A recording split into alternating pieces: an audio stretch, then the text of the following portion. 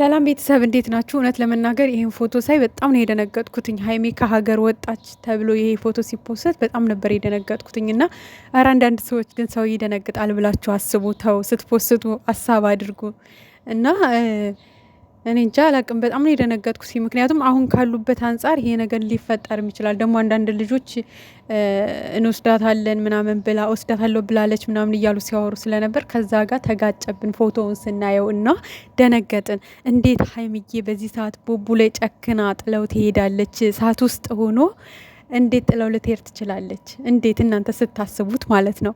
ዛሬ መታ እንግዲህ አዲስ ነገር ይኖራል ብለን የዛሬውን ቀን ደግሞ እንጠብቃለን። አላቅም እንግዲህ ያቺ ጭራቅ ተመልሳ ትመጣለች ቤቱ ወይስ በዛው በወጣችበት ትቀራለች? እሱን አላቅም። ግን እውነት ለመናገር እስከዛሬ ከተሰሩት ነገሮች በበለጠ ያሁኑ በጣም ያስፈራል። እውነቱን ስነግራችሁ ይሄ ምንም መሸፋፈን ምናምን አያስፈልግም።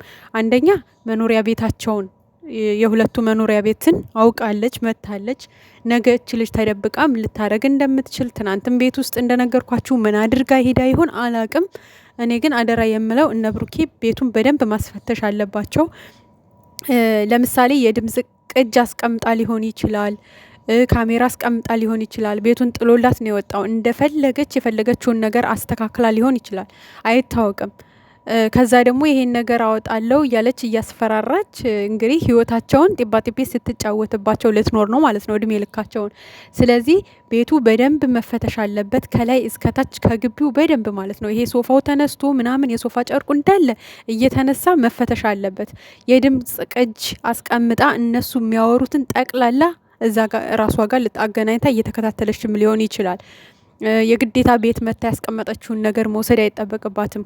ከራሷ ጋር የሆነ ነገር አገናኝታ እያንዳንዱን የነሱን እርምጃ የነሱን ውሎ የነሱ የሚያወሩትን ጠቅላላ እየቀዳች እንግዲህ በዛ እያስፈራራች እድሜ ልኳን እንትን ልትል ትችላለች ማለት ነው። ከዛ ውጭ ደግሞ እግዚአብሔር ፈቅዶ ሀይሚና ብሩኬ ታርቀው አንድ ላይ መኖር ቢጀምሩ አስባችሁታል? ቤት ውስጥ ካሜራ ካለ በጣም ከባድ ነው ለሀይሚም ራሱ ማለት ነው። ለምሳሌ ሀይሚ ክፍል ካሜራ አስቀምጣ ከሆነ በቃ መጠንቀቅ አለባቸው። እኔ እንደኔ ቤታቸው በደንብ ተፈትሾ መጽዳት አለበት በደንብ ማለት ነው። የተቀመጠ ነገር ሊኖር ይችላል በእርግጠኝነት። እች ልጅ አደገኛ ናት። ምክንያቱም እሱን ከሷ ጋር ካልሆነ በቃ ህይወቱን ሁሉ ስትበጠብጥ መኖር ነው የምትፈልገው። ከሀይሚ ጋርም ደስተኛ ሆኖ እንዲኖር አትፈልግም። በቃ እንደዚችው እንዳመሰችው እንደበጠበጠችው መኖር ነው የምትፈልገው ማለት ነው። ስለዚህ ከዚህ በፊት ያልያዘችውን መረጃ አሁን መረጃ ይዛ መከራቸውን ነው የምታበላቸው። እና እባካችሁ በውስጥ የምታወሯቸው ልጆች ካላችሁ ቤቱን እንዲያስፈትሹ ቤቱን በደንብ እንዲፈትሹ በውስጥ ብትነግሯቸው ደስ ይለናል። ምክንያቱም አስቀድሞ መጠንቀቅ ጥሩ ነው ማለት በቃ እሷ ወጥታለች ከቤት ሳይሆን ቤት ውስጥ ምን አድርጋ ወጥታለች ነው ይሄ ማለት። አዎ በእርግጥ እቃም ይዛባት ሂዳ ሊሆን ይችላል። ለምሳሌ ታውቃላችሁ ወርቆች አሏት። እነዛን ወርቆች ይዛ ሂዳ ሊሆን ይችላል። ግን እሱ ጥንቅር ይበል ወርቁ ማለት ነው።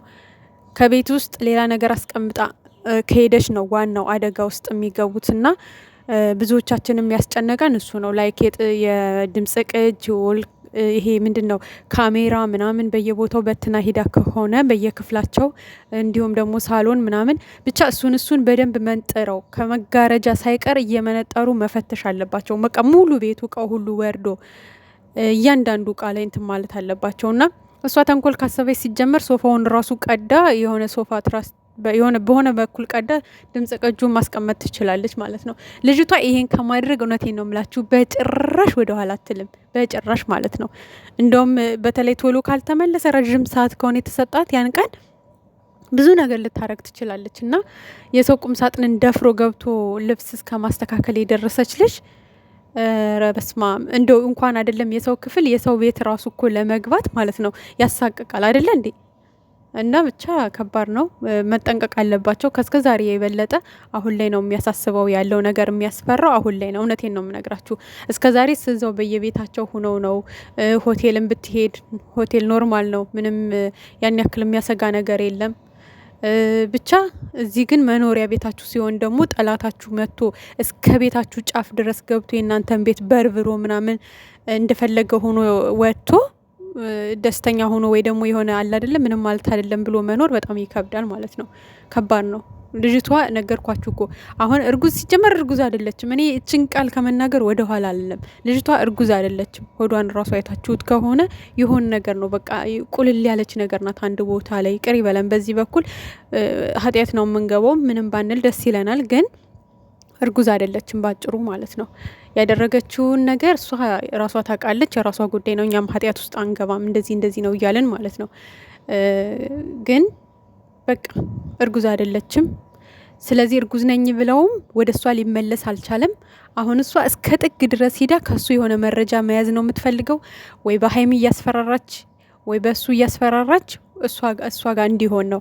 አይ አልሆነም ካላትም በዛም መረጃ በቃ ልጁን አሳስታ የሆነ ነገር አድርጓት ወይ ደግሞ የሆነ ገፍትሯት ወይ መቷት እሱን እስር ቤት ከታ በቃ ማማቀቅ ነው የምትፈልገው እንጂ በጭራሽ ከሀይሚ ጋር እንዲሆን አትፈቅድለትም ማለት ነው።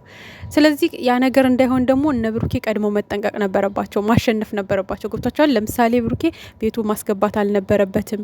ሀይሚዬም በቃ ይቅርታ ብላለች፣ እሱም ይቅርታ ብሏል። ተደማምጠው አብረው እርስ በርስ ተሳስፈው ይሄን ነገር ተጋፍጠው ካልተወጡት ሁለታቸው መሀል ክፍተት ሆኖ በዚህ ሁኔታ እንደምታዩት ብሩኬ ያለበት ስሜት በጣም ነው የሚያስጠላው። ንዴት ውስጥ ነው፣ ብስጭት ውስጥ ነው። ሰው ደግሞ ሲናደድ ብዙ ነገር ነው የሚያደርገው። እንደውም እሱ በጣም ትዕግስተኛ ወንድ ነው። ትናንት ራሱ በጣም ተፈታትነዋለች እንደ ልጅቷ። እሱ በጣም ትዕግስተኛ ሰው ነው። እግዚአብሔርን ሌላ ሰው ቢሆን አጋጭቷት ነበር የሚያስወጣት። የምሬን ነው ምላችሁ። ምክንያቱም ከትዕግስት በላይ ናታ። እርጉዝ ሴት ናት እንኳን ብላችሁ እንዳታዝኑላት። እሷ እንዳለችው እርጉዝ ነኝ በቃ በጣም ከትዕግስት በላይ ናት። ከትዕግስት በላይ ማለት ነው። በጣም እኔ እንጃ በስማ እና እባክሽ ሀይሚዬ አሁንም ቢሆን ነገሮችን አብራችሁ ተጋፈጡት። ቢያንስ እሱ ከአንቺ ጋር ከሆናችሁ አብራችሁ የእናንተ ሰላም ከተመለሰ የልጅቷን ነገር አብራችሁ መጋፈጥ ትችላላችሁ ማለት ነው። እና ቤት ለቃቋ እንላችሁም ብትለቁም ያው ልጅቷ ማወቁ አይቀርም። ወይ በሎኬሽናችሁ በስልካችሁ ነው የምትመጣው፣ ወይ ደግሞ እንዳለችው የቀጠረችው ሰው አላት የሚከታተላችሁና ብቻ ተጠንቀቁ።